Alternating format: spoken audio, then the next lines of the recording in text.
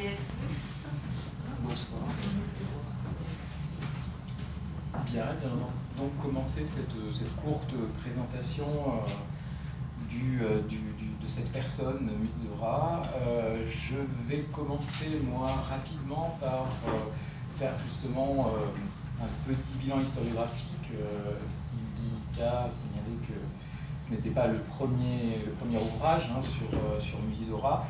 Ce qu'il faut savoir quand même, c'est que pendant pas mal d'années, elle était tombée un petit peu dans les oubliettes, c'est-à-dire que les premières grandes histoires du cinéma, que ce soit celle de Bardèche, Brasiliac dans les années 30, ou même celle de Sadoul au sortir de la Seconde Guerre mondiale, ne lui accordaient pas beaucoup de place. Souvent, on en parlait vraiment très rapidement, et on mentionnait presque toujours qu'elle n'avait été que l'actrice des films de Louis Feuillade. Et il faudra attendre donc Henri Fescourt, qui est un contemporain en fait de Musidora, puisqu'il a été metteur en scène et qu'il l'a côtoyé, il la connaissait bien, et donc en 1959, dans un ouvrage qui s'appelle La foi et les montagnes, Fescourt va lui rendre un premier hommage, disons, il a fait ressortir un petit peu de l'oubli.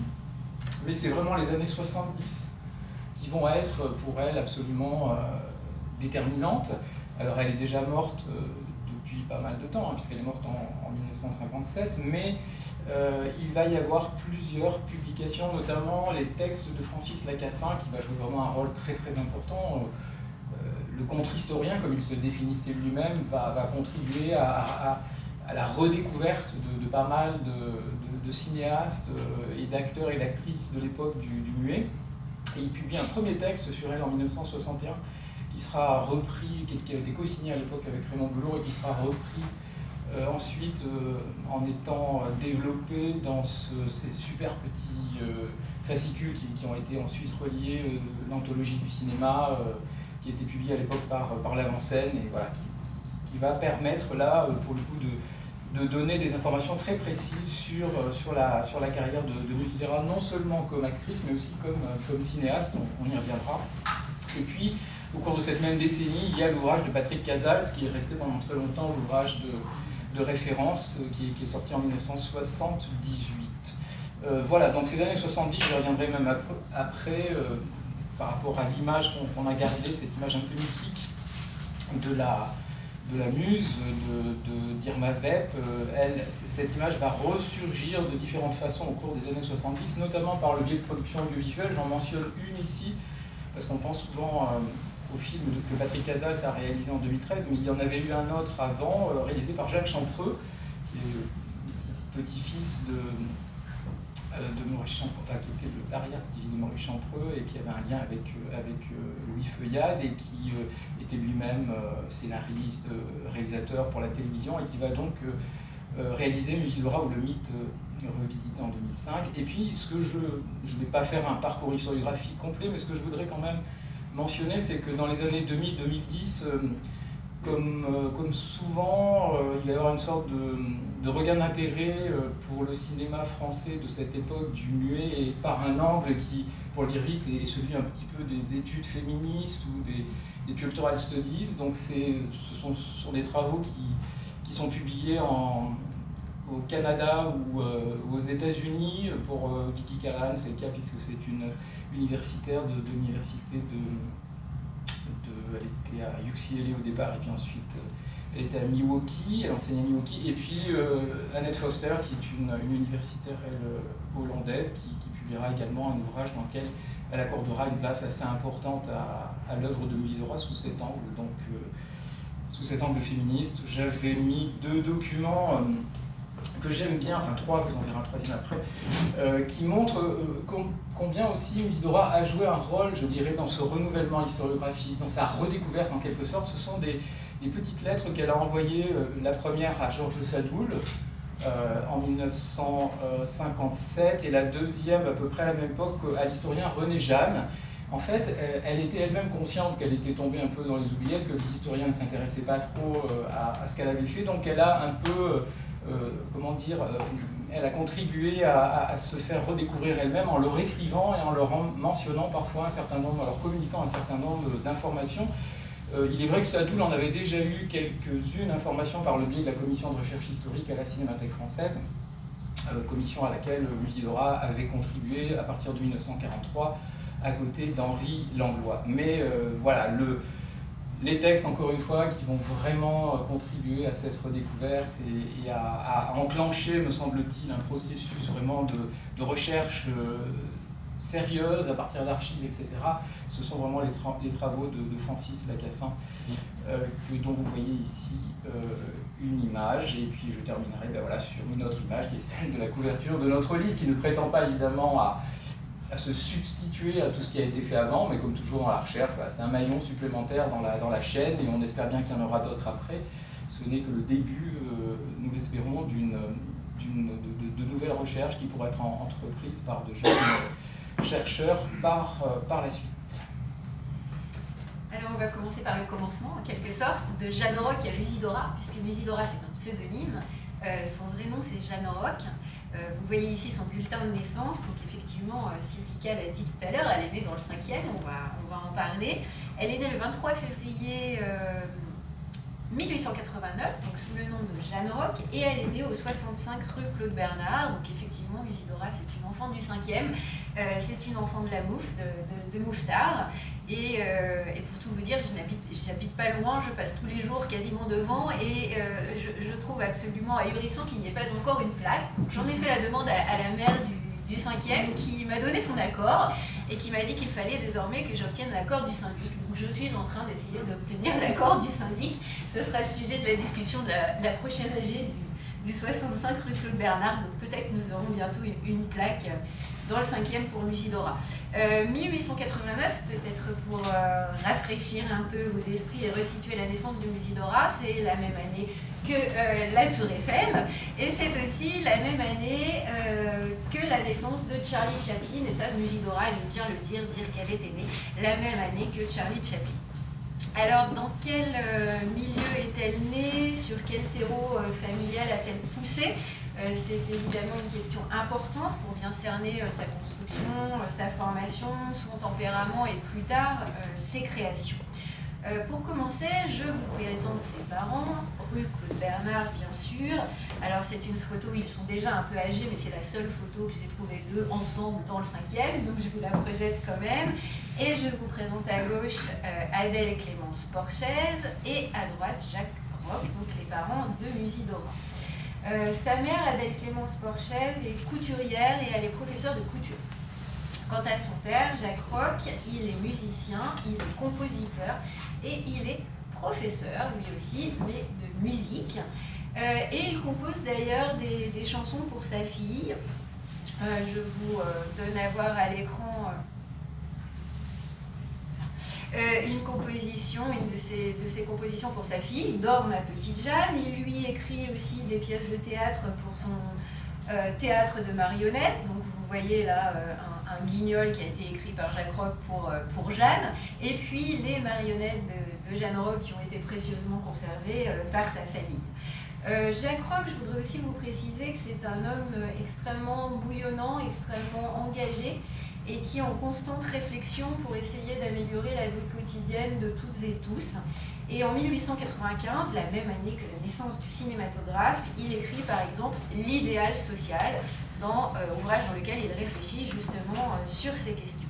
Et ce qui est intéressant, c'est que parallèlement, Adèle Clémence Porchaise, donc l'épouse de Jacques Roch, qui elle est féministe, va créer avec son mari le journal L'idéal social. Ils reprennent le même titre, mais elle va le diriger toute seule sous le nom de Marie-Clémence.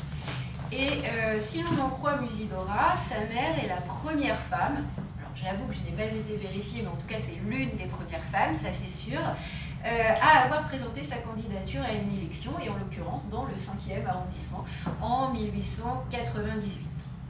Donc vous l'avez compris, art, transmission, partage, travail des mains aussi, action dans la cité, aspiration à une vie meilleure, engagement par l'écrit, par la politique, féminisme, c'est vraiment le terreau sur lequel la petite Jeanne Roch va pousser. Alors la petite Jeanne Roch, justement, vous voyez à l'écran le premier le premier portrait que nous avons de Jeanne Roch, qui n'est pas signé, mais qui doit dater à peu près de 1894. Jeanne est une bonne élève, elle est aussi forte en orthographe qu'en calcul et en géographie. Nous apprend le tableau d'honneur auquel elle est apparue alors qu'elle avait 8 ans.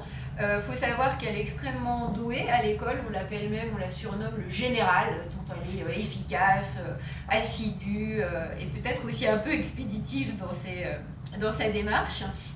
Et elle reçoit, outre l'école, une éducation solide. Elle bénéficie très jeune d'une ouverture aux arts. Elle évolue dans un milieu progressiste. Elle est entourée d'artistes et d'intellectuels. Vous la voyez à droite avec sa mère.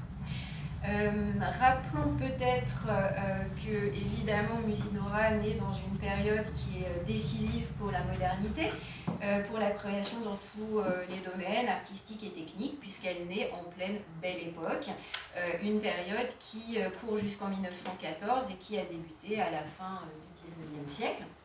Une période qui, dans son ensemble, est caractérisée par les progrès sociaux, économiques, techniques et politiques.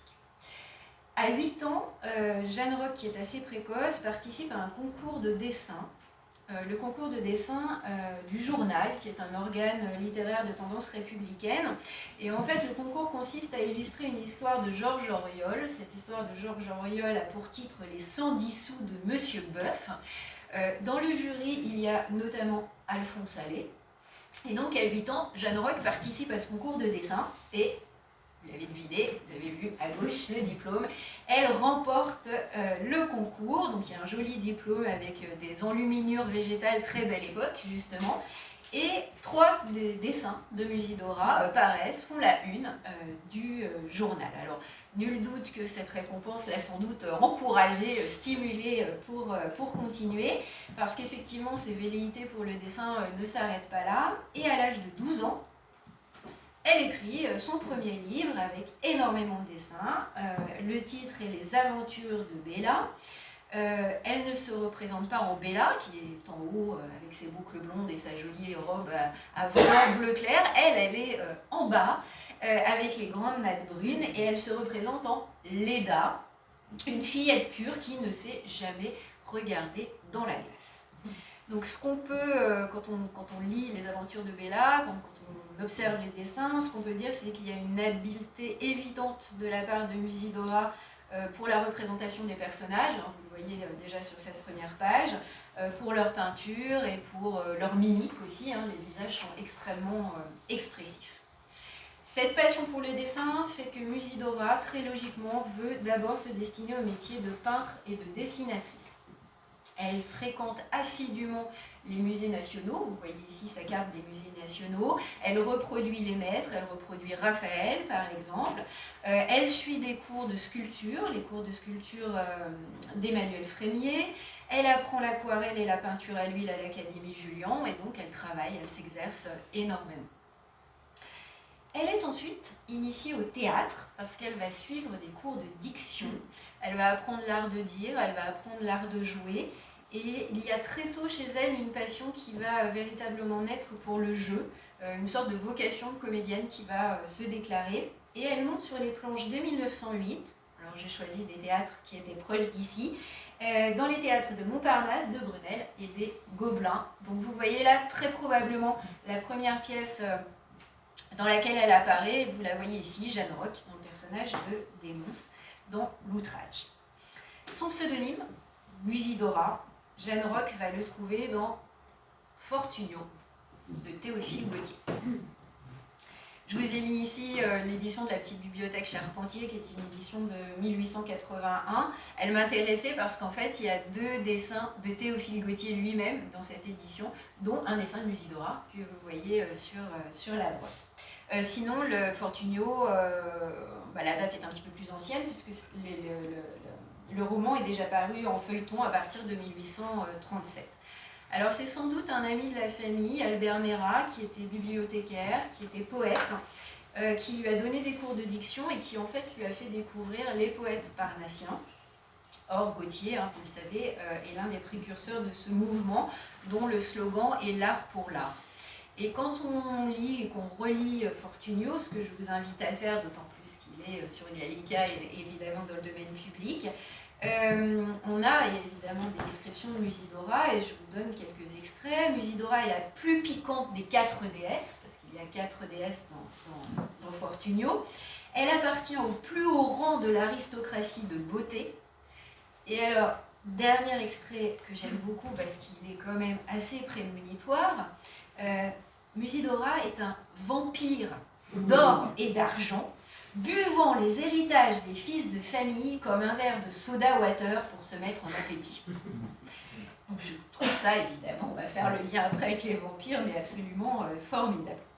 Ce pseudonyme donc, de Musidora, Jeanne Roch l'utilise pour la première fois en mars 1910, quand elle monte sur scène pour La Loupiote, qui est un mélodrame signé Aristide Briand. Dans La Loupiote, donc pour la première fois sous le nom de Musidora, elle joue le rôle de la môme Liquette au théâtre Molière. Et quelques années plus tard, en 1957, dans la revue Détective, je vous laisse la double page, Musidora revient sur La Loupiote. Et elle explique de manière tout à fait délectable comment elle a préparé son rôle en fréquentant les prostituées et leurs Jules pour incarner elle-même cette fille de mauvaise vie. Et je ne résiste pas à l'envie de vous lire un très court extrait. Voilà ce que Musidora déclare dans Détective. « J'avais toujours mené une vie sage et je ne savais pas trop que penser du comportement des filles. Alors je suis montée en grand secret à Montmartre. J'ai lié conversation avec les filles et les Jules, leur contant mon aventure et réclamant des conseils. Le milieu prit la chose très au sérieux. On me donna des leçons. On m'apprit à parler juste, et le soir de la première, tout mon petit monde était dans la salle. Les durs faisaient la claque. À partir de là, Musidora est sur toutes les scènes, comédie de boulevard, revue, opérette, même où elle chante. Elle fait ses classes sur les planches de Paris, sur les planches de province, elle part en tournée. Et le 4 avril 1912, elle est engagée par le Bataclan et elle joue aux côtés de Colette. Alors Colette est en chatte amoureuse, vous voyez sur les photographies qui sont en bas, ce qui fut évidemment très remarqué. Musidora le fut moins, mais son nom est désormais connu. Et le 5 janvier 1913, elle fait partie des artistes qui figurent en bonne place dans la revue du Bataclan. Et vous la voyez en garçonne, en bas à droite. Alors bien entendu, il est impossible d'être exhaustif tant Musidora est omniprésente sur les planches, mais j'aimerais juste faire un dernier focus, m'arrêter sur une dernière date qui me permettra de passer la parole à Laurent et de faire le lien avec la séquence suivante. Nous sommes en avril 1914 et Musidora est dans la revue galante d'Évolie Bergère. Elle est peu vêtue, vous voyez d'ailleurs un dessin que Musidora fait d'elle-même, sur lequel elle a écrit « 3 feuilles brodées sur du tulle me cachaient les seins ». Et il se trouve que dans la salle, il y a le metteur en scène Louis Feuillade. Louis Feuillade la repère et décide de lui proposer des rôles au cinéma.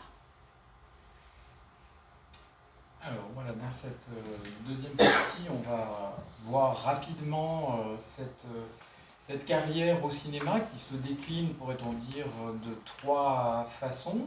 On a souvent gardé le souvenir de sa première activité, c'est-à-dire de comédienne, d'actrice, mais elle a été aussi réalisatrice de films et productrice aussi, ce qui n'était pas évidemment si courant que ça à l'époque. Sa carrière au cinéma, Carole vient de le dire, elle a été remarquée par Louis Feuillade au moment de cette revue aux Folies Bergères, mais en réalité elle avait déjà joué dans un film.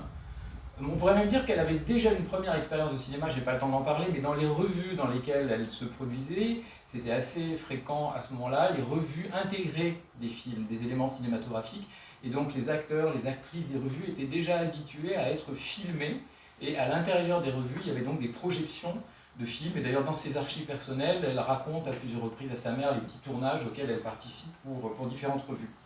Mais en tous les cas, en 1913, ça va être sa première vraiment expérience de comédienne pour l'écran, puisque un de ses partenaires du théâtre du Châtelet qui s'appelle Raphaël Clamour, va lui proposer de jouer le rôle principal dans un court-métrage, un film militant, pourrait-on dire, aujourd'hui. L'expression n'est pas encore utilisée à l'époque, mais en tous les cas, c'est un film qui est produit par la Société du cinéma du peuple, qui est une petite société de production qui est complètement en marge des structures, on va dire, industrielles de l'époque, et qui utilise le cinéma comme outil pédagogique, et il décide de mettre en scène un petit film qui s'appelle Les Misères de l'aiguille, dont vous voyez ici quelques photogrammes qui proviennent de la copie de la Cinémathèque française, où Musidora incarne le rôle principal, le rôle d'une couturière qui est exploitée et harcelée par son patron, et qui tente de se suicider pour échapper justement au malheur, avant d'être sauvée en s'engageant dans la solidarité ouvrière. Donc voilà, le message, on va dire, militant se situe à ce niveau-là. Ce film, comme la plupart des films produits par ce type de société de production, évidemment, a été diffusé de manière très confidentielle dans les partis politiques, dans les syndicats, mais c'est des films qui n'étaient pas projetés en salle auprès du grand public. Et ce qui va l'amener auprès du grand public, c'est effectivement cette rencontre avec Louis Feuillade. Feuillade est d'ailleurs avec Fescourt aux Folies Bergères. Ils sont tous les deux. Feuillade avait l'habitude, comme beaucoup d'autres metteurs en scène de cinéma de cette époque-là, de fréquenter les théâtres et les music-halls pour repérer justement des acteurs et des actrices, puisque c'est l'époque où beaucoup d'acteurs et d'actrices passent d'une scène, pourrait-on dire, à l'autre, et de la scène à l'écran. Et on parle souvent du passage du théâtre au cinéma, mais en réalité, dans cette période, il y a aussi beaucoup de passages du musical au cinéma, et Musidora en est un très bel exemple. Et il va donc la faire engager, on voit une des premières photos publicitaires ici, de la société Gaumont, pour laquelle elle pose, très jolie photographie. Elle va intégrer la troupe de Feuillade, puisque Feuillade a cette habitude, comme d'autres metteurs en scène, comme l'avait Jacé ou d'autres, de constituer une véritable troupe de comédiens et de comédiennes et de techniciens. Il a l'habitude de travailler avec eux, ce qui facilite évidemment la réussite de ses projets. Donc il l'intègre assez vite dans sa troupe, et il va lui donner le rôle de la danseuse Bianca Flore dans Le Calvaire. Donc elle joue déjà un rôle qui lui est assez proche, qui est celui d'une danseuse, comme le disait Carole. Elle chante, elle danse, elle joue sur les scènes du musical. C'est une artiste complète. Elle va incarner le rôle d'une courtisane, Portia, dans l'adaptation du drame de François Copé, Severo Torelli. Ça ne marche pas, voilà. Je vous ai mis là aussi quelques photogrammes du film qui a été restauré récemment par Gaumont, où on la voit. Donc Musidora a alors 25 ans, et sa carrière au cinéma est lancée. Entre 1914 et 1919, elle va apparaître dans plus de 50 films qui sont réalisés principalement par Louis Feuillade, mais aussi par Gaston Ravel, André Hugon, Léonce Perret, etc. Parmi tous ces rôles, les spectateurs et les spectatrices de l'époque retiennent tout particulièrement celui d'Irma Vep, dont je parlerai tout à l'heure. Mais je voudrais quand même, avant, revenir un petit peu sur certaines spécificités de cette actrice, dont je reparlerai aussi tout à l'heure. Et c'est pour ça que j'ai choisi cette photo qui est contemporaine de son passage au cinéma, qui date de 1914, mais qui la montre dans une loge, justement, des Folies Bergères, donc dans une de ces tenues dont parlait tout à l'heure Musidora. C'est peut-être même le fameux costume qu'elle a dessiné, je pense que c'est celui-là. Oui. Et ce qui est très intéressant, c'est une photographie que j'ai retrouvée dans les archives de Marcel L'Herbier. Elle en avait fait des cartes postales qu'elle devait distribuer à ses amis, à ses fans, etc. Et il y a un très joli petit mot au dos de cette carte qui était destiné à Marcel L'Herbier, qui faisait partie à cette époque-là des jeunes un peu intellectuels. À cette époque, L'Herbier ne se rêvait pas trop cinéaste, il se rêvait plutôt écrivain ou musicien. En tous les cas, elle gravite dans un milieu comme ça d'artistes, et elle n'hésite pas à donner des photographies d'elle, on va dire, relativement dévêtues. Et ce qui m'intéresse justement, c'est ça, c'est ce rapport au corps qui est très particulier et qui distingue fondamentalement les actrices qui viennent du théâtre, par exemple, des actrices qui viennent du musical. Les actrices qui viennent du théâtre, dans les films, vous les verrez jamais dénudées, elles ne montreront jamais une épaule. Ces actrices qui viennent du musical, au contraire, qui ont l'habitude d'être présentées sur ces scènes de musical assez dénudées, sont moins farouches, pourrait-on dire, et elles sont plus promptes à se dévêtir devant la caméra, ce qui sera le cas de Musidora, et qui sera justement une des singularités, je dirais aussi, de son jeu. C'est pas la seule, hein, il ne faudrait pas la réduire à ça. Mais je montre ce document qui est très intéressant aussi, qui est un petit peu plus tardif, hein, qui date de 1919, qui a même été publié dans la revue Cinéa, qui est une photographie d'elle qu'elle a aussi diffusée dans la presse. Vous voyez, avec son écriture, il faut être photogénique des pieds à la tête. Après ça, il est permis d'avoir du talent. Donc l'importance du corps, évidemment, c'est une actrice qui a du talent incontestablement, et on verra qu'elle va bouleverser le jeu d'une certaine façon, mais elle a une espèce de conscience aussi de son corps, de ce corps qu'elle n'hésite pas encore une fois à montrer, et à montrer parfois très dénudé. Mais le rôle qui va véritablement la lancer, c'est ce fameux rôle d'Irma Vep dans Les Vampires de Feuillade. C'est-à-dire que Feuillade va essayer de faire finalement une sorte de Fantomas au féminin. Il a eu ce très grand succès de Fantomas en 1913-1914 qui a été interrompu par la déclaration de guerre. Il ne peut pas poursuivre cette expérience qui avait pourtant été un succès absolument phénoménal au cinéma, après avoir été un succès littéraire. Et donc il va avoir cette idée qu'il faut remettre dans le contexte aussi, c'est-à-dire une époque, 1915-1916, où la plupart des gens qui vont au cinéma, ce sont des femmes.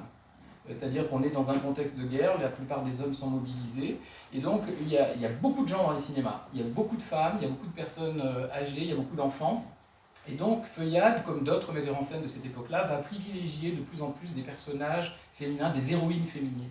Et donc c'est pour ça cette idée, elle vient de là, elle vient du potentiel, on va dire, évidemment, de l'actrice qu'il a rencontrée, dont il a perçu immédiatement l'intelligence, etc., et qui va d'ailleurs sans doute contribuer à l'écriture du scénario. Feuillade travaille avec pratiquement rien, il n'y a pas beaucoup de scénarios détaillés, il travaille avec des notes, et puis il improvise beaucoup avec ses acteurs et ses actrices, et il est probable que Musidora lui a donné beaucoup d'idées pour construire ce personnage qui se décline sous moult identités. C'est ça qui est très intéressant dans le film, c'est-à-dire qu'on retient toujours la Irma Vep dans le collant, etc., que je vous montrerai tout à l'heure, évidemment, mais elle a beaucoup d'autres identités dans le film, ce qui permet à l'actrice de s'exprimer, parce qu'elle incarne des personnages très différents, avec des physiques, des styles très différents. Et c'est ça qui est évidemment tout à fait passionnant, avec sa plastique, on va dire, avec son ovale de visage, comme dit Feuillade, hein, il décrit toujours dans ses petites notes l'ovale de visage de Musidora, ses yeux ronds, ses cheveux bruns, magnifiques, etc. Elle va devenir l'égérie du cinéaste, mais alors il y a cette intensité du regard, ça c'est sûr, c'est une autre caractéristique. Regard qui peut être regard apache, comme on dit, mais qui peut être aussi beaucoup d'autres choses. Elle traduit énormément de choses par le regard, et le public, on a beaucoup de traces là-dessus, y compris dans des correspondances de fans. Les gens sont absolument fascinés. Il y a d'ailleurs un des titres des épisodes des Vampires qui s'appelle Les yeux qui fascinent. Les spectateurs sont véritablement fascinés par ce regard, par l'intensité de ce regard qui frappe énormément.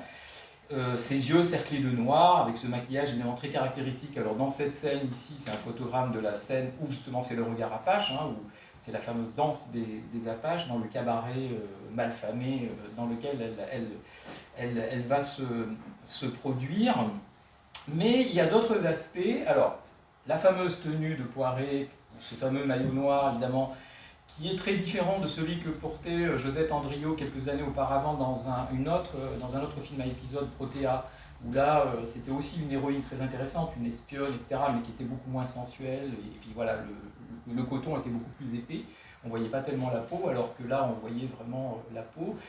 Et au-delà de cette dimension évidemment, de ce choc esthétique qu'a constitué cette image, hein, cet érotisme, cette sexualité qui est affichée et qui à l'époque est totalement nouvelle, les spectateurs et les spectatrices n'avaient jamais vu ça, ce qu'on remarque et que les deux documents que vous avez sous les yeux montrent très bien, un document publicitaire, une photographie à gauche, une statuette en plâtre promotionnelle qui a été réalisée à droite, et vous voyez c'est la posture.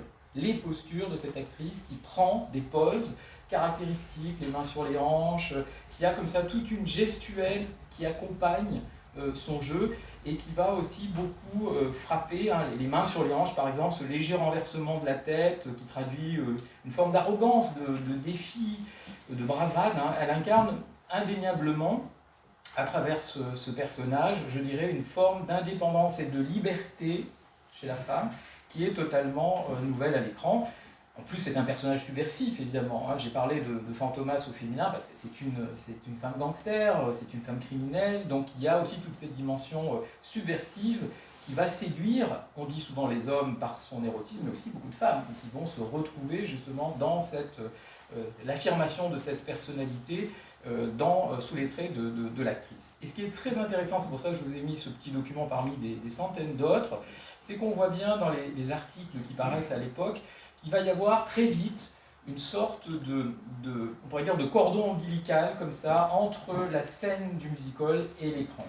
Et le passage de l'un à l'autre continue de se faire puisqu'elle continue à jouer au musical, mais surtout les publicités pour parler d'elle dans les revues font référence à son personnage sur scène, à ce personnage de Musidora, actrice jouant le personnage de Dirma Webb. Donc vous voyez ici, on en parle dans une petite publicité pour une revue. Et on fait aussi l'inverse parfois, dans certains articles où on vante ses mérites d'actrice au cinéma, eh bien on fait référence aussi à ses qualités d'actrice au musical. Donc il y a des filiations artistiques, on pourrait dire des reprises médiatiques d'un spectacle à l'autre qui sont vraiment très très intéressants, qui ne sont pas spécifiques à Musidora. Mistinguett avait fait la même chose à peu près à la même époque. Mais Mistinguett, elle est plus âgée et elle prend beaucoup moins de risques au cinéma. Bon, elle fait des cascades, etc. Mais je veux dire, par rapport à son corps, elle prend moins de risques, je dirais, que Musidora. L'autre aspect aussi, c'est l'incarnation d'une modernité qui va beaucoup frapper les jeunes femmes qui vont la voir au cinéma. On la compare souvent, c'est un peu la blonde et la brune, c'est un peu comme chez Lynch. La blonde, c'est l'américaine, c'est Pearl White, qui est très populaire à l'époque, qui va jouer notamment dans une autre série extrêmement populaire aux États-Unis, mais qui va l'être tout autant en France, Les Mystères de New York, produit par Pathé aux États-Unis, mais dont l'adaptation française va avoir un succès absolument phénoménal.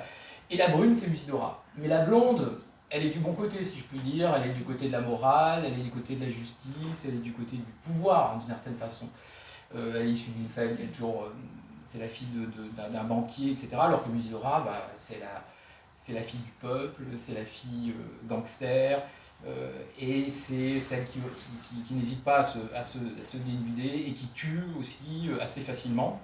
Et vous voyez que cette modernité, elle s'incarne aussi d'une manière très concrète dans les vampires.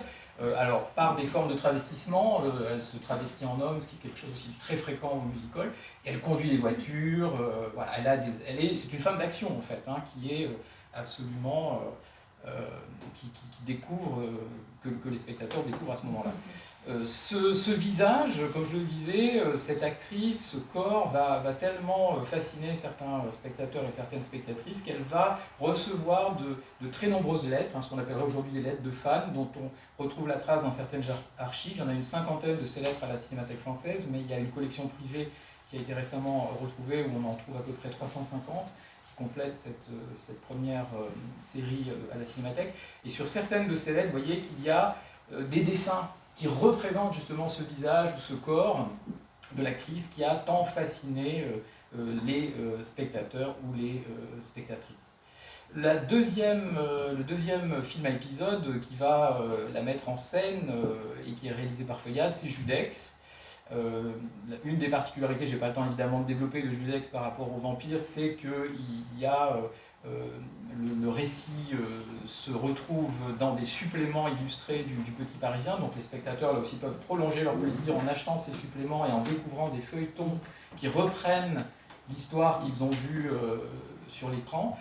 Par contre, je vous ai mis une photographie de Musidora dans un des épisodes qui est à peu près, il y a 12 épisodes, c'est à peu près au centre du récit, et de nouveau, comme dans Les Vampires où elle apparaissait dans son fameux collant noir, et bien là elle apparaît dans une tenue de bain où elle est aussi très dénudée, et d'ailleurs beaucoup de textes feront référence à ce corps là aussi qui s'affiche à ce moment-là. Mais elle ne tourne pas qu'avec Feuillade, et elle ne tourne pas évidemment que ce film Les Vampires ou la série Judex, elle va tourner avec beaucoup d'autres metteurs en scène talentueux, André Hugon notamment, avec ce film très intéressant, Chacal, qu'on peut voir fort heureusement depuis quelques temps, puisqu'il y a une copie à la Cinémathèque française, elle n'a pas été entièrement restaurée, mais ça permet quand même de bien voir aussi ce que c'est que ce film. Je fais une parenthèse pour dire que tout à l'heure j'ai commencé dans mon bilan historiographique en disant qu'elle était tombée un peu dans les oubliettes, comme beaucoup d'acteurs et d'actrices de cette époque-là, comme beaucoup de metteurs en scène qui ont fini par disparaître des radars. Mais aussi, on ne peut pas jeter la pierre non plus systématiquement aux premiers historiens, parce qu'ils avaient du mal à voir les films. Les films étaient très difficiles à voir jusqu'à une certaine époque, alors que maintenant, et c'est bien l'intérêt aussi de faire de nouvelles recherches comme nous le faisons, c'est qu'on a accès à des films qui étaient invisibles parce que les copies étaient considérées comme perdues ou non identifiées. Donc on peut voir maintenant beaucoup des films que Musidora a tournés pendant cette période des années 10. Donc ce fameux Chacun, qui est une sorte de western. C'est un film très exotique, une sorte de western à la française, qui se passe en Guyane, et où elle joue le rôle d'une aventurière qui est déchirée entre trois personnages masculins. Enfin, un film très très étonnant. Et dans cette popularité qui est la sienne, eh bien, ce qui est intéressant aussi, c'est de constater qu'elle va devenir une véritable vedette. On dit à l'époque c'est une étoile, c'est une vedette, on dira plus tard une star. C'est véritablement une vedette qui fait la couverture des magazines, notamment de cette revue. Vous voyez, le film qui est considéré, qu'on peut considérer aujourd'hui un peu comme la première revue cinéphile.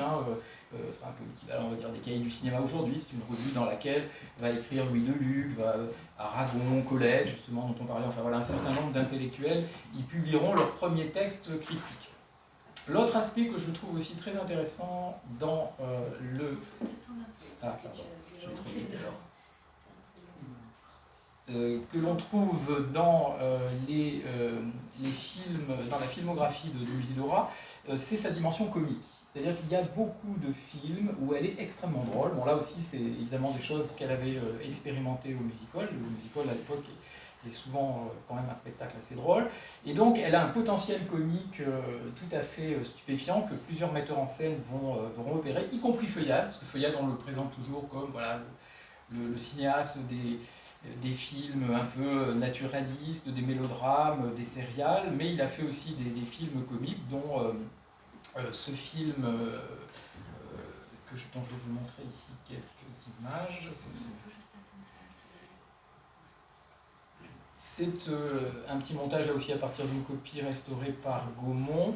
La Gourdette, ou le Gentleman Cambrioleur, où elle joue. Alors le film est très très intéressant, c'est un film de Feuillade qui est une sorte de parodie des vampires, c'est-à-dire qu'il y a plein de références aux vampires dans ce film. Elle est en train de lire d'ailleurs le livre qui a été publié, puisque j'ai parlé tout à l'heure des feuilletons qui seront publiés par exemple pour Julex, mais Les Vampires a été publié en livre, il est dans les collections d'ailleurs, il est là. Il y en a 4. Pas, mais il est là, donc vous pouvez le voir dans la vitrine. Et le film commence, on la voit en train de le lire, ce livre. Donc il y a une espèce de mise en abîme comme ça, de dimension réflexive dans le cinéma de Feuillade et dans d'autres films contemporains qui est très très intéressant, qui peut paraître extrêmement moderne. Et elle forme un duo comique formidable avec Marcel Lévesque, avec lequel elle a beaucoup joué au musical, donc il y a une complicité entre eux phénoménale, et ça se sent dans cette scène du début qui est vraiment assez tordante, il faut bien le dire. Alors, je propose, pour qu'on voit quand même quelques images d'elle, de vous passer un petit montage, Musidora, reine de l'écran, à partir d'une source assez rare pour les acteurs et les actrices de cette époque, qui est une source sonore. En 1947, Musidora a été interviewée par la radio suisse, la radio suisse, et il y a une série d'émissions où on l'entend raconter ses exploits, sa carrière, etc., avec cette voix aussi caractéristique, vous allez la découvrir, avec cet humour aussi qu'elle avait, ce style un peu reconnaissable parmi mille. Et donc, je vous propose ce petit extrait très court où on entend sa voix avec quelques images qui correspondent à ce dont elle parle. Vas-y, tu peux lancer. Oui, c'est juste que je préviens que le son va sortir de l'ordinateur uniquement, donc je vais le mettre le plus fort possible, mais j'espère que vous entendrez tous.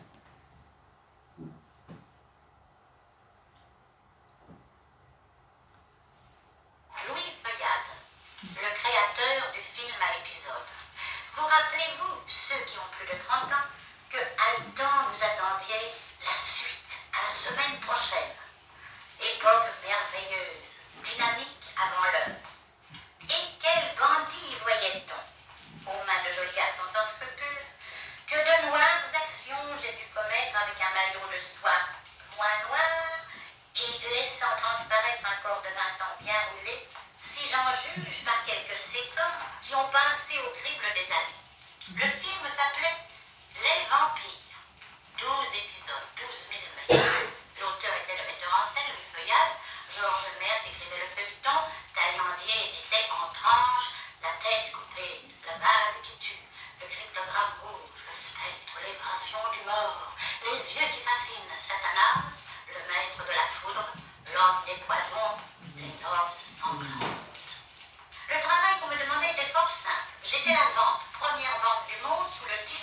avait anagramme de vampire.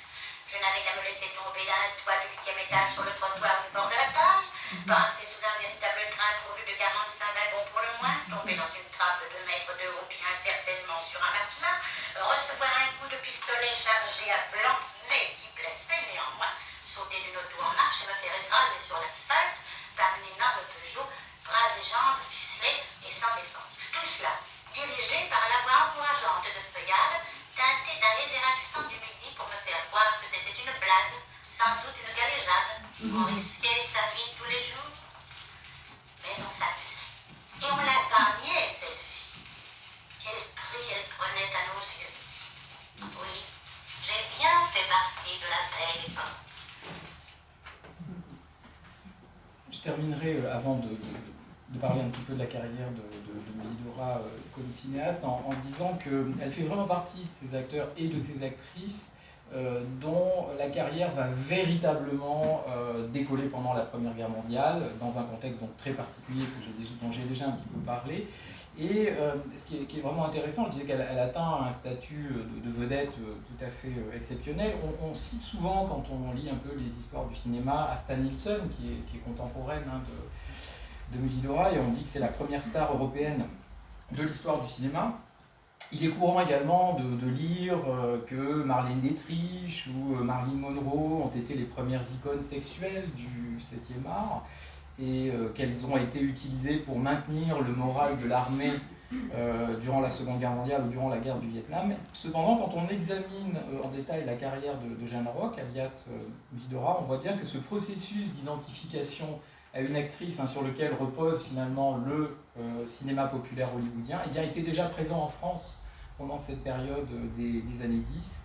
Et si on part du principe qu'une star, du fait de sa notoriété, est un élément esthétique, culturel, économique essentiel au fonctionnement du cinéma à un moment donné, eh bien, force est de reconnaître que Musidora joua en partie ce rôle de star durant la Première Guerre mondiale.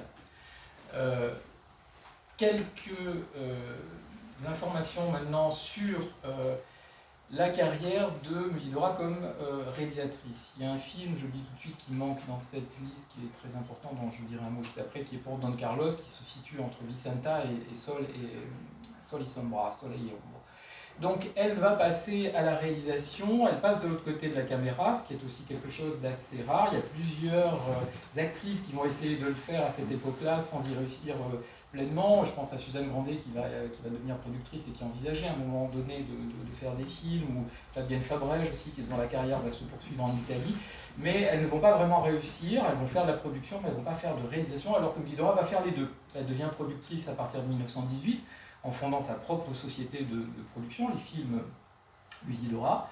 Et elle va réaliser plusieurs films, dont La Vagabonde en 1917, qui est une adaptation d'un texte de Colette, son amie, Carole l'a dit, Colette, qui lui a confié ce texte, même si on lui a quand même collé, on va dire, un réalisateur italien, Eugenio Perego, qui va co-réaliser et co-signer le film avec elle. Ensuite, elle va vraiment réaliser plusieurs films d'une manière plus personnelle, notamment ce qu'on pourrait appeler sa période espagnole, Vicenta, Soleil et Ombre pour Don Carlos et La Terre des Taureaux, qui sont des films qu'elle va tourner au Pays Basque français et au Pays Basque espagnol. Elle a une véritable passion pour l'Espagne dans ces années-là. Ça marche pas quand j'appuie. Voilà. Et il y a quelques documents très intéressants dans les archives familiales, dans les archives de Marie-Claude Cherki. Des petites photos, elle devait sans doute être équipée d'un petit West Pocket, un 6.6 ou un 6.9. Et donc elle a fait beaucoup de petites photos qui documentent un peu les tournages de ses films, où elle confiait son appareil à quelqu'un d'autre. Là en l'occurrence on voit une scène du tournage, c'était pour La Flamme cachée. Et je vous montre justement pour Don Carlos un très beau document qui se trouve dans les collections de la Cinémathèque française, qui est cette affiche qui a été dessinée par Charles Martin, qui était un graphiste qu'elle avait justement connu quand elle était marraine de guerre, qui lui avait écrit pas mal de lettres, dont celle que je vous ai montrée tout à l'heure, avec ce très joli dessin de son visage.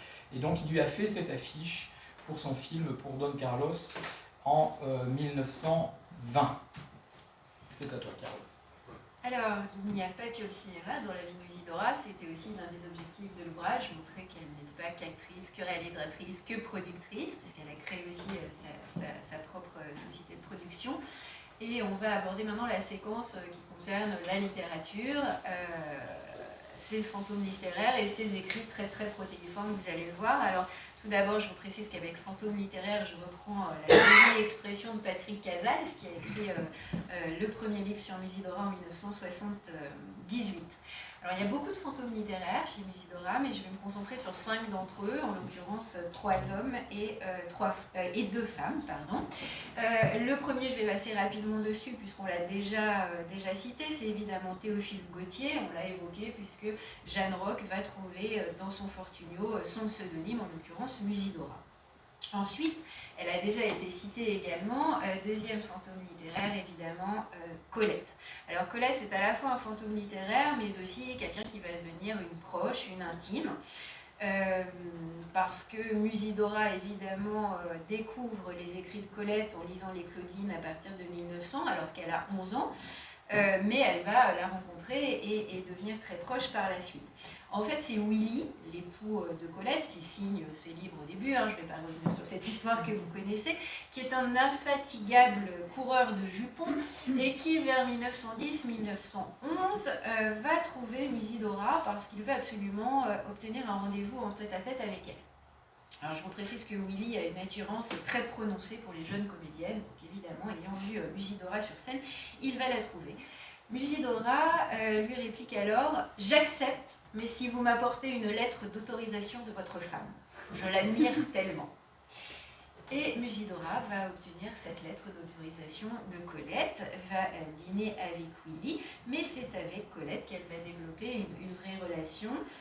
Colette a 16 ans de plus que Musidora, les 2 femmes vont se lier d'amitié et probablement pas que d'amitié d'ailleurs.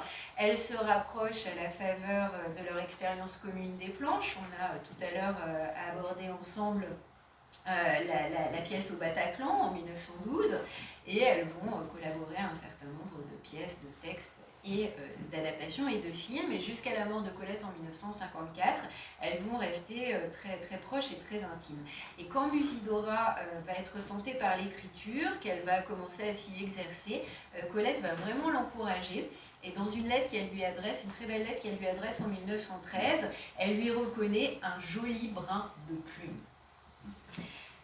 Donc ce sont deux femmes artistes que plusieurs traits de caractère unissent, plusieurs choix professionnels aussi, avec toujours cette liberté de créer, cette liberté de travailler, cette liberté de s'exprimer, cette liberté de voyager, cette liberté d'expérimenter, cette liberté d'aimer, cette liberté de s'exhiber également. Je n'ai pas choisi sans raison les photographies que je vous ai évidemment mises à l'écran. Et petite surprise pour terminer, Colette croquée par Musidora en 1919. Toujours le dessin évidemment qui ne quittera jamais Musidora. Troisième fantôme littéraire, Pierre Louis. Alors Pierre Louis est poète, romancier, auteur notamment de La Femme et le Pantin, un roman qui a inspiré de Mémoires de Casanova et qui a été un certain nombre de fois adapté à l'écran bien sûr. Quand Musidora rencontre Pierre Louis en 1914, il est déjà un petit peu âgé, il a 19 ans de plus qu'elle, et surtout il est atteint de cécité et Musidora va lui faire la lecture. Et cette rencontre est véritablement capitale pour Musidora. Dans une lettre de 1916, elle écrira « Mon cœur battit 3 coups dans ma poitrine pour m'avertir. Ici se passeront les heures de ta vie qui compteront plus que les autres. » Et un petit peu plus loin, elle écrit que Pierre Louis est un homme merveilleux qui l'a encouragé à écrire et à travailler la comédie. Et quand Musidora va publier son premier roman, on en reparlera tout à l'heure, en 1928, En amour, tout est possible, elle va le dédier à Pierre Louis, mon maître.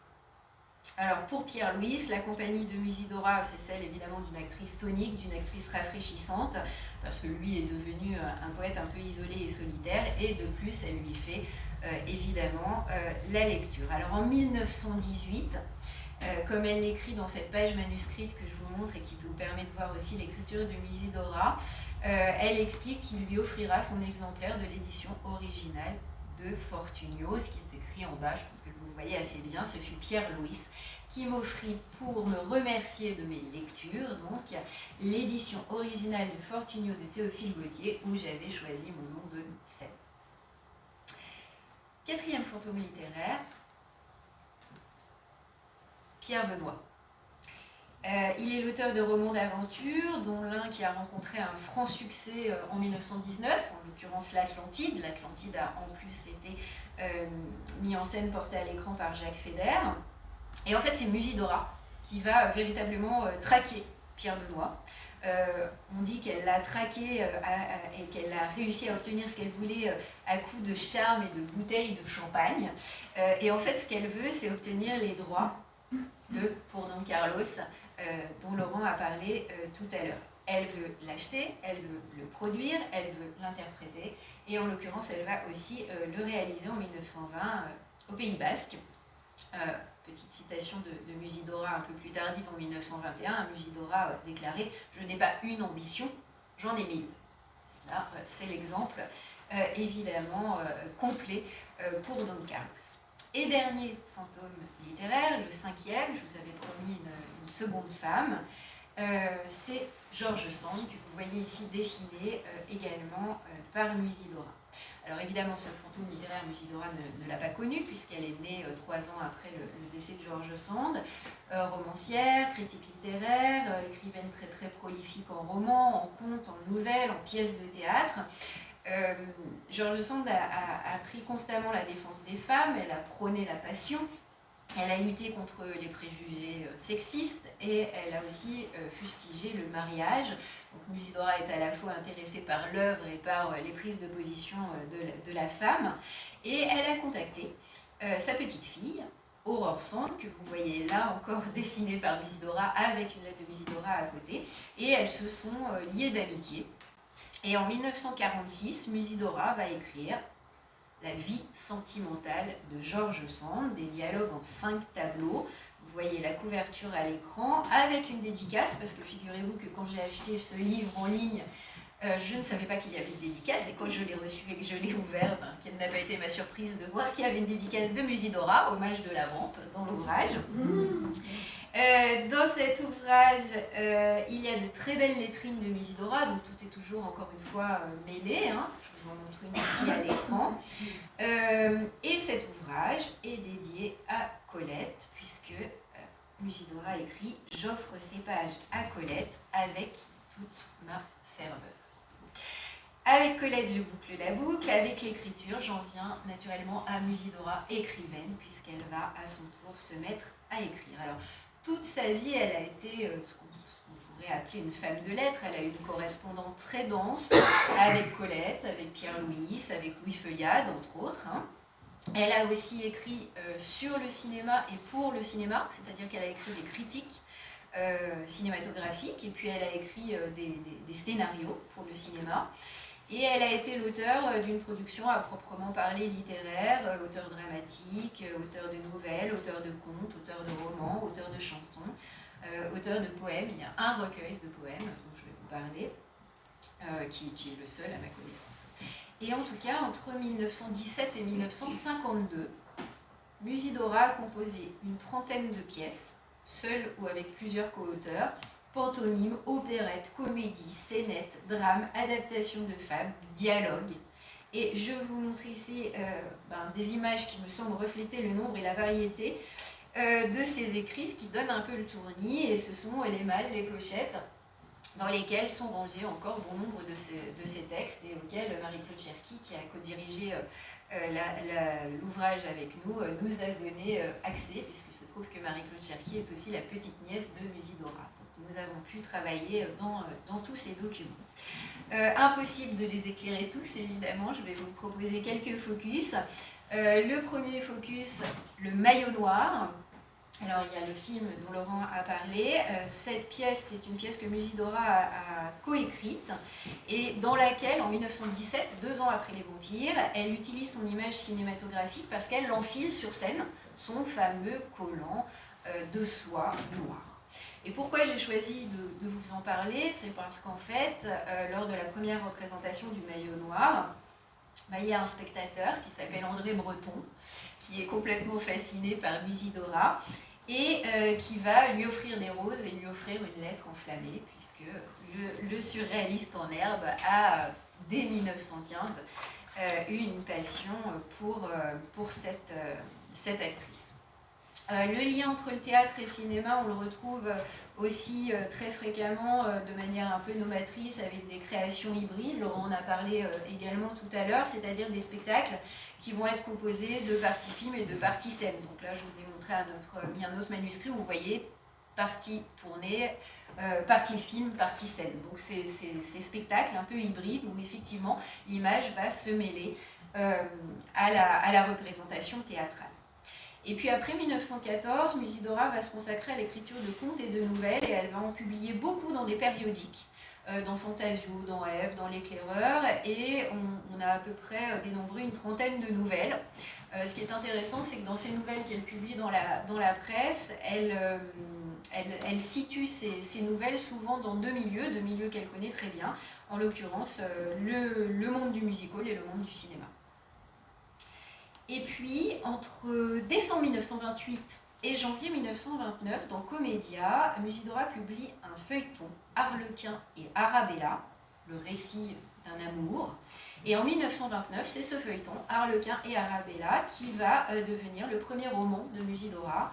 En amour, tout est possible. Et je vous ai dit tout à l'heure, elle le dédie à Pierre-Louis, son maître. Donc voilà le premier roman de Musidora, qui date de 1929. En 1934, citons son deuxième roman, Paroxysme de l'amour à la mort. Et en ouverture, elle donne tout de suite le don parce que Musidora écrit « Tout ce que j'avais de poésie dans mon cœur, je l'ai jeté sur ces pages ». Et je vous ai mis ici 2 pages manuscrites de Musidora avec quelques bifures et son écriture assez ronde, assez grosse et assez lisible. Ça, c'est évidemment une chance quand on travaille sur ces manuscrits. Outre ces 2 romans, Musidora en a ébauché beaucoup d'autres que je n'évoquerai pas, qui ne sont pas forcément terminés. Mais il y en a un 3e qui est complètement achevé, mais la guerre en fait a empêché son édition, qui devait avoir lieu chez le même éditeur, Eugène Figuière, et ce roman avait pour titre La maison démolie. Cette écriture de Musidora, elle est souvent autobiographique dans ses romans, d'une grande sensibilité.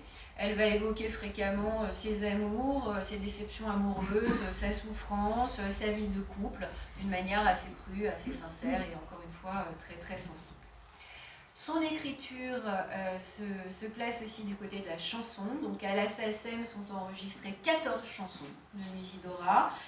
Outre ces dernières qui ont été déposées entre 1936 et 1939, il en existe encore beaucoup d'autres dans les malles, dans les pochettes, qui sont restées inédites. Et là, je vous ai mis 3 partitions de chansons, évidemment, qui ont été interprétées. Et puis, je vous l'avais annoncé, en 1939, Musidora va publier un recueil de poèmes. Il a pour titre Auréole et il est sous-titré Poésie scandée.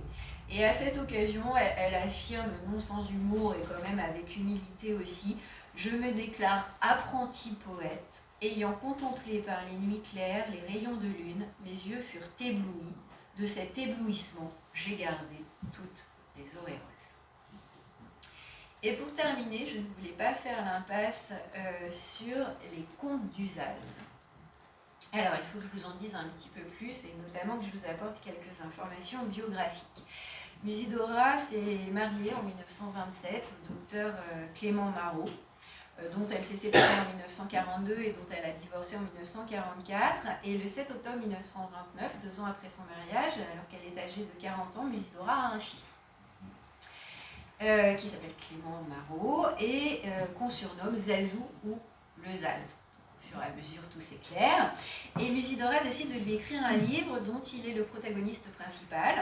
Elle y narre toute ce péripétie enfantine et elle va mêler au texte des gouaches et des pastels. Et c'est un ouvrage qui est incomplet, qui n'est pas achevé, qui était resté jusqu'à présent inédit, qui a été conservé très précieusement par la famille de Musidora, évidemment, et qu'on a pu consulter, dont on a pu reproduire dans l'ouvrage quelques dessins également, et qui témoignent de l'écriture et du trait de Musidora, encore une fois, mais aussi de son désir toujours de réaliser, de faire une sorte d'œuvre complète et de réaliser un livre d'artiste dont elle aurait maîtrisé tous les aspects créatifs. Et je te laisse la parole pour la dernière partie. Oui, dans cette partie, je voudrais aborder un petit peu ce que j'ai appelé la persistance iconique de ce mythe, puisque, vous l'avez compris, vous le savez déjà, finalement, l'image qu'on a gardée pendant très longtemps, et encore aujourd'hui, de Musidora, c'est une image mythique qui renvoie à ce fameux personnage d'Irmavep et cette tenue vestimentaire. L'impact, pourrait-on dire, sur les imaginaires du personnage d'Irmavep dans sa tenue vestimentaire a vraiment marqué et traversé le temps.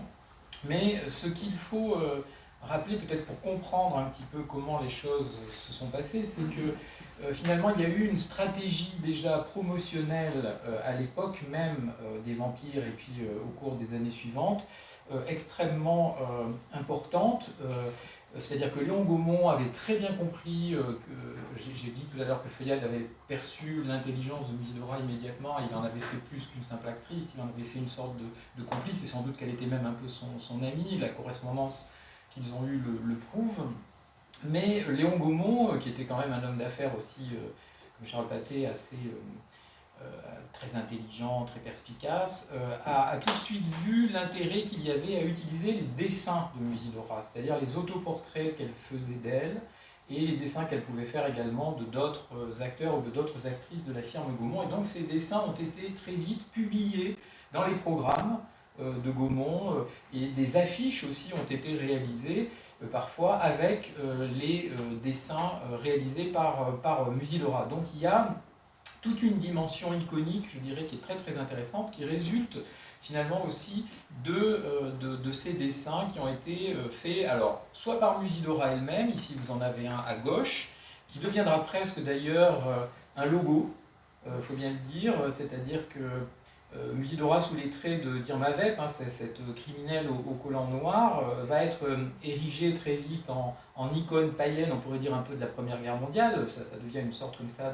d'idole, mais ça devient un mythe aussi dont on va retrouver la trace pendant pas mal de temps, sous les traits justement de ce visage, de cette silhouette. C'est pour ça que je parle presque de logo, parce que ce visage épuré, ce corps épuré, que Musidora représentait elle-même, elle signait beaucoup de ses textes avec ce petit dessin, elle faisait des dédicaces dans les livres avec ce petit dessin, et elle va en faire elle-même d'ailleurs le pictogramme de sa société de production, c'est-à-dire que sa société, les films Musidora, bien ce sera ce visage d'Irmavep.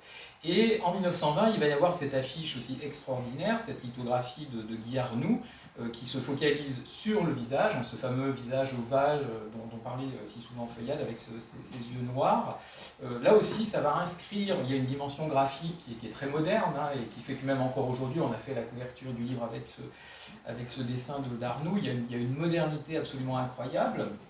Et cette dimension graphique va contribuer, je dirais, à inscrire finalement, à renforcer le mythe, puisque finalement, à chaque fois qu'on parle d'elle, eh bien, on revient à ce visage, on revient à ce corps. Alors, on trouve également dans la presse alors, des petits articles. Alors, celui de gauche renvoie justement à une affiche qu'elle a fait d'elle, qu'on trouve aujourd'hui dans les collections de la Bibliothèque nationale de France. Très jolie affiche. On explique dans les articles bien que voilà, elle est parmi ses moult, toutes ses compétences, elle est aussi une excellente dessinatrice et qu'elle fait parfois ses propres affiches. Et puis très vite aussi, alors ça c'est pas le propre de Musidora, c'est quelque chose qu'on retrouve dans beaucoup de cas pour beaucoup d'acteurs et d'actrices, pour des vedettes de l'époque, c'est qu'elle va être un vecteur publicitaire en dehors du cinéma. C'est-à-dire que la publicité, on pourrait dire, qui est consubstantielle au phénomène du vedettariat, va s'emparer d'elle, de son image. Alors, c'était déjà un phénomène qu'on trouvait au théâtre à la fin du 19e, au début du 20e, c'est pas spécifique au cinéma, mais on va dire que le cinéma va vraiment accentuer le phénomène, et dans le cas de Musidora, c'est très intéressant parce qu'on a des publicités qui sont contemporaines évidemment de sa carrière, celle de droite, ici, date de 1924. Elle renvoie justement à ces fameux yeux noirs, ce maquillage. Et vous voyez que si vous lisez le petit texte, elle témoigne qu'effectivement ce maquillage est formidable. Et on va retrouver aussi des publicités. Alors celle de gauche est encore contemporaine de sa carrière. Là on retrouve évidemment la silhouette d'Irma Webb dans son collant de Poiré pour une publicité pour des cigarettes. Mais vous voyez qu'en 1955, eh bien, un autre illustrateur qui n'a sans doute pas connu Musidora, mais qui avait sans doute vu Les Vampires, et qui avait encore cette image iconique, ce logotype en tête, fait une publicité pour Solex qui renvoie à cette fameuse silhouette. Je disais tout à l'heure en commençant, quand j'ai fait mon bilan historiographique, que les années 70 vont être absolument déterminantes. Ça va être un moment de bascule, un moment de redécouverte de la carrière de Musidora, alors qu'elle est déjà morte depuis plusieurs années. Et il va y avoir notamment une émission à la télévision qui va vraiment contribuer à cette redécouverte, une émission produite par l'ORTF, réalisée par Jean-Christophe Averti. Et donc là, vous avez dans le télérama de l'époque voilà, une publicité pour cette 1973, pour cette émission qui va passer. Et on renvoie là aussi évidemment dans le titre à l'image de la vampe. Et dans le programme, voilà, on a le détail évidemment de cette représentation. Ce qui est intéressant aussi, et ça fait le lien encore une fois avec le bilan historiographique, c'est qu'on fait appel à Francis Lacassin pour écrire le texte de ce spectacle qui va être mis en scène par Jean-Christophe Averti et qui contribue, je dirais, évidemment, par certains aspects aussi, à renforcer le mythe. Mais ce qui est très intéressant, c'est que cette image iconique, cette image un peu logotype, elle va être récupérée à peu près à la même époque, enfin un an plus tard, en 1974, par le militantisme féministe. C'est-à-dire que des femmes à l'époque, cinéastes ou vidéastes, vont s'emparer là aussi de ce fameux logo, cette fameuse silhouette, ce fameux visage cagoulé, avec ici une photographie donc, du photographe Zouka qui est reprise en fait pour l'affiche de la première édition du Festival international de films de femmes en avril 1974. Et on pourrait multiplier comme ça les exemples de ces références. Alors comme on est à la Bilipo, j'avais demandé à Sylvie de me fournir une des couvertures de Fantomètre. C'est la première édition de 1961 de cette série en 52 titres, écrite par Georges Chollet, publiée par la Bibliothèque Rose chez Hachette. Alors, Musidora, évidemment, n'a pas connu ces aventures, mais je pense qu'elle aurait adoré, elle qui avait parodié son rôle d'Irma Webb en apparaissant dans un collant moulant rose, dans une revue montée à la Gaîté Rochechouart en 1918. Parce que justement, dès 1917-1918, elle parodie en quelque sorte cette fameuse image mythique qui a tant contribué à son succès au cinéma. Elle la parodie assez fréquemment sur les scènes du musical. Et puis, je n'ai pas le temps évidemment de trop m'étendre, mais il y a de très nombreuses références à ce personnage, à cette actrice, à Musidora, dans des œuvres picturales, dans des créations, des installations d'artistes contemporains. C'est notamment le cas ici sur cette œuvre de Jean Le Gac. Jean Le Gac a multiplié, et encore aujourd'hui on l'a rencontré. Alors ce qui est intéressant dans le cas de Le Gac, et je pense que c'est le cas de beaucoup finalement de gens qui, artistes ou graphistes, etc., se sont emparés à un moment donné de cette silhouette, c'est qu'il a vu assez peu de films avec elle en fait. Mais qu'il a une espèce d'image, un vague souvenir d'une projection un jour à la Cinémathèque, cette silhouette comme ça. Mais je veux dire, il a une image très très floue et il connaît quasiment rien d'elle. Mais voilà, cette image, ce logotype encore une fois, ce pictogramme, c'est gravé dans sa tête, c'est gravé dans son esprit. Et pour lui, c'est l'incarnation du cinéma muet, c'est l'incarnation peut-être aussi de certains fantasmes qu'il peut avoir par rapport à ces jeunes actrices de l'époque du cinéma muet qu'on va retrouver. Et qu'on retrouve aussi parfois, de manière très surprenante, chez des jeunes graphistes. Ce graffiti de 2005, voilà, sur un train, et bien voilà, elle ressurgit, le fantôme de Musidora ressurgit parfois, de manière un peu inopinée, comme ça, sous sous les doigts de jeunes créateurs. Et je terminerai évidemment alors, par une référence qui nous ramène au cinéma, qui est celle d'Olivier Assayas. Assayas fait partie de ces cinéastes, encore, il n'y en a plus beaucoup, je crois, qui avaient une vraie culture cinématographique de l'époque du muet, qui connaissait vraiment très bien, qui connaît très bien ce cinéma, et le cinéma de Feuillade en particulier. C'était le cas de René avant lui, hein, qui, vous le savez, était un grand admirateur de Louis Feuillade. Et donc il a, en 1995, rendu hommage d'une certaine façon, non seulement à Feuillade, mais aussi à cette actrice qui l'avait fasciné. Et c'est un film aussi, dans la mesure où il filme la jeune femme, Maggie Cheung, dont il est amoureux à ce moment-là, qui est une star du cinéma de Hong Kong, et à qui il confie finalement le rôle d'interpréter ce personnage.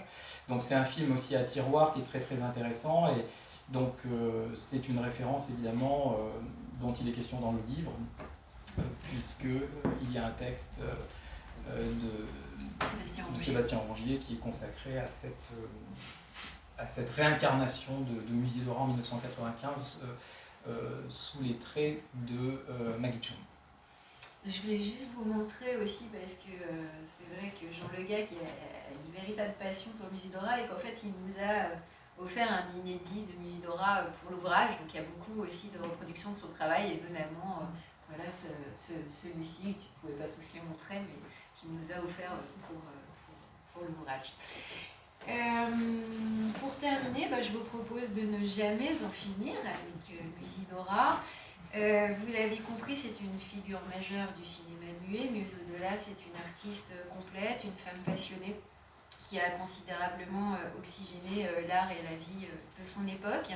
Elle mérite donc d'être appréhendée dans toute sa diversité, dans toute cette complexité aussi, et c'est ce qu'on a essayé de mettre en avant dans l'ouvrage, en traitant véritablement tous ces aspects par le biais de nouvelles archives qu'on a pu consulter, par le biais de nouvelles approches. Il y a des historiens de l'art, il y a des spécialistes de littérature, il y a des spécialistes de cinéma, donc il y a vraiment une vingtaine d'auteurs dans l'ouvrage que je ne peux pas tous citer, mais le générique, on va dire, figure ici en 4e de couverture.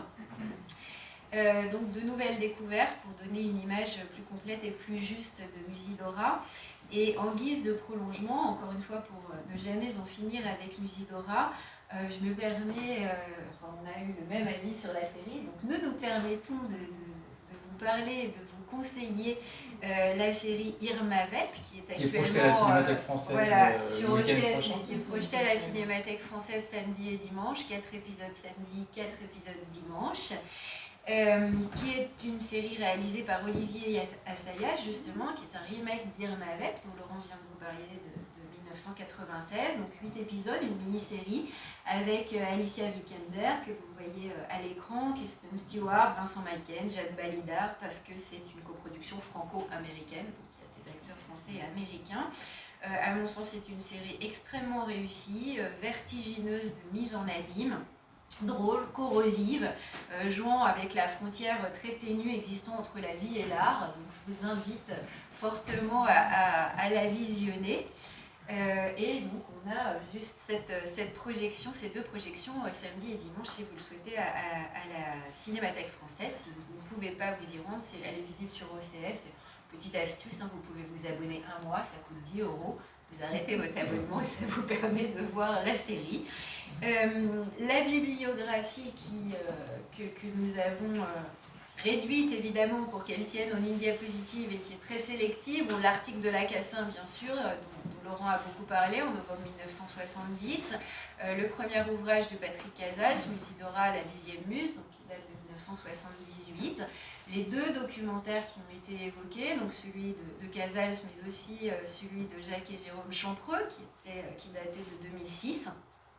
Alors un colloque international qu'avec Laurent Verret et Marie-Claude Cherki, nous avons co-organisé au CNC à la Cinémathèque Robert Linen, 18, 19, 20 novembre 2020. Je pense que dans vos têtes, ça doit évoquer quelque chose. Donc je pense que nous avons été l'un des premiers colloques annulés du fait du Covid. Donc c'est un colloque qui ne s'est pas tenu. C'est un colloque que nous avons essayé dans l'urgence de faire basculer en distanciel en enregistrant nos communications. Alors c'était évidemment pas très satisfaisant, mais c'était mieux que rien. Et c'est suite à ce colloque avorté que nous avons eu envie de publier, de partager toutes les recherches que nous avions pu faire sur le sujet. Et ça a donné évidemment cet ouvrage. Et d'ailleurs, je vous les distribuerai tout à l'heure à la fin de la conférence, mais nous avons des documents absolument collector, qui sera un cadeau de Noël. Ce sont les flyers et les magnifiques programmes du colloque qui avaient été faits par le graphiste Antoine Robaglia, qu'on trouve très réussi, et qui sont là dans des cartons. Donc on vous les donnera si vous voulez. Gardez-les précieusement parce que c'est le colloque fantôme, justement. Donc cet ouvrage est paru tout récemment, hein, le 20 octobre. Si vous voulez voir aussi les vampires et que vous n'avez pas l'opportunité de visionner les épisodes en salle, il y a l'édition Gaumont des vampires, le coffret, et vous pouvez aussi retrouver dans les vampires dans le coffret Louis Feuillade qui contient à la fois Fantomas et les vampires. Donc ça, c'était un moyen de les visionner. D'autre part, nous voulions remercier extrêmement chaleureusement, alors d'une part Marie-Claude Cherki, avec qui nous avons co-dirigé cet ouvrage, et qui est aussi la petite nièce de Musidora, je vous l'ai dit tout à l'heure, et elle nous a donné accès à toutes les archives, et il y a dans l'ouvrage à peu près 250 visuels, pour la plupart inédits, parce qu'on a eu accès à tous les documents qu'elle avait, elle et sa famille, précieusement conservés. On tient à remercier également tous les auteurs de l'ouvrage, donc je n'ai pas le temps de tout citer, mais qui sont là et présents dans l'ouvrage. Et Anne-Elisabeth Alperne qui est ici, qui a participé à ce livre. Et donc grâce à eux, on a pu aussi vous donner voilà, des informations sur tous ces aspects et les sources essentielles qui nous ont permis de préparer cette communication et puis de vous montrer les visuels. Il y a d'une part andrébreton.fr, l'association des amis de Musidora, la bibliothèque littéraire Jacques Doucet, la Bibliothèque nationale de France, la Cinémathèque française, JP Archives Gaumont Pathé Archives et la Société des auteurs et compositeurs dramatiques. Ce sont les principales sources qui nous ont permis de réaliser cette communication.